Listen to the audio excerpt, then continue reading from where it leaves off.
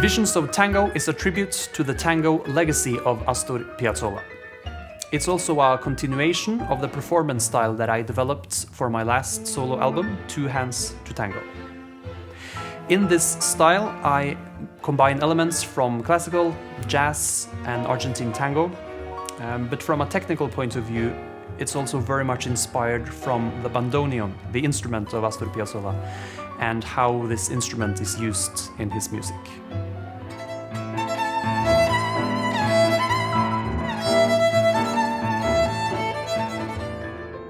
My concerto for piano and string orchestra in 4 movements could be considered as a sort of riff-driven classical music rooted in the articulation, the rhythm, and the timing of the Argentine tango. It's very much inspired from the music by Piazzolla, but my music also takes different directions and includes several subtle references to a variety of different kinds of music.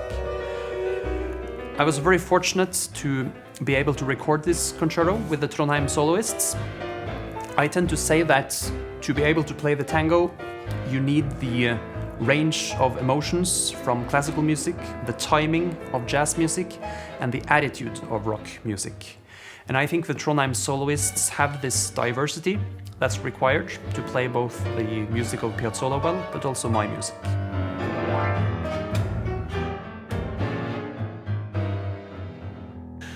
The history of tango in 4 movements, written by Astor Piazzolla, was originally composed for flute and guitar. It's often played by different instruments, and in my arrangement for violin and piano, I incorporated my own playing style, but I also wanted to try and keep this wonderful dialogue that's going on between the 2 instruments, and try not to make the piano part sound too orchestrally. I was very fortunate to collaborate with violinist Atle Sponberg, and I think his wonderful violin playing really helped to make this recording of the history of tango into something really special.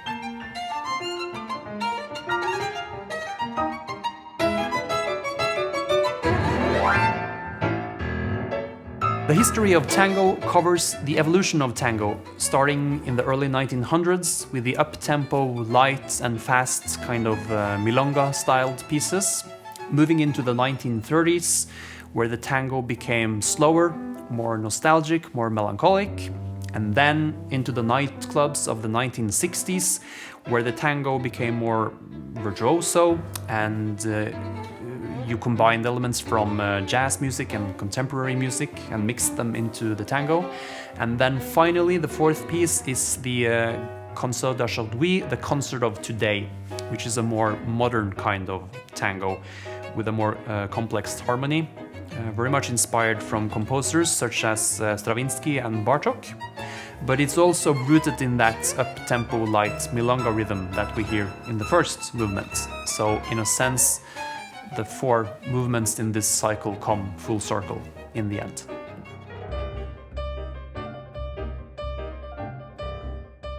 Allegro Tangabile is an instrumental piece from the tango operetta Maria di Buenos Aires by Piazzolla. It's an up-tempo piece, it's one of my all-time favorites. And in my arrangement for piano and string orchestra, I try to bring out the bandoneon part in my piano playing. So it is very much a tribute not only to Piazzolla the composer, but also to Piazzolla the performer. Tres Minutos con la Realidad is a less-known piece by Piazzolla. It's a good example of one of his more provocative compositions, where he really pushed the limits of what a tango could be. I think this is the kind of pieces that made him a persona non grata in the tango community in Buenos Aires in the 1950s and 60s. This is fortunately no longer the case today. I think the piece is also recognized by several tango pianists as one of the most difficult pieces to play in the repertoire.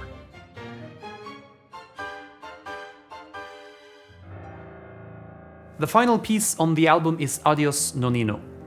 Adios Nonino is certainly one of the most famous pieces that Astor Piazzolla wrote, and it's said that he wrote this when he heard the news of his father's passing.